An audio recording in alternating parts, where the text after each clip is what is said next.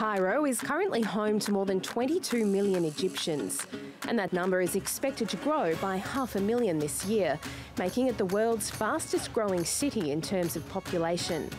Cairo already has more than 1,200 slum areas, more than 350 of them deemed structurally unsafe, a problem which inspired a group of Egyptian designers to come up with a solution. I went to a container city near London and found an entire city made from containers. Some of them homes, shops, restaurants, and people were living there. So the first thing I asked myself was why we don't do this in Egypt. When I came back, the first thing I did was research on the drawbacks of container architecture, because it must have drawbacks if it still doesn't exist in our country. Prefabricated homes are not common in Egypt. The country has long relied on traditional bricks and mortar for construction. Most of those raw materials are imported, and since the Egyptian pound lost nearly half its value after it was floated in November, these have become increasingly expensive.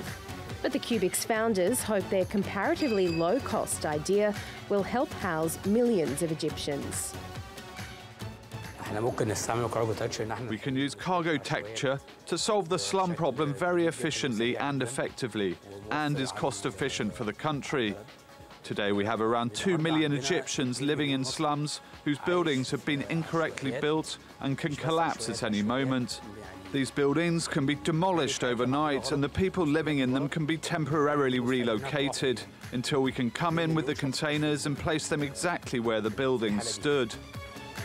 In 2016, Egypt's President Abdel Fattah el-Sisi promised to move those living in unsafe slums to new apartments in a 3-year project costing more than $700 million.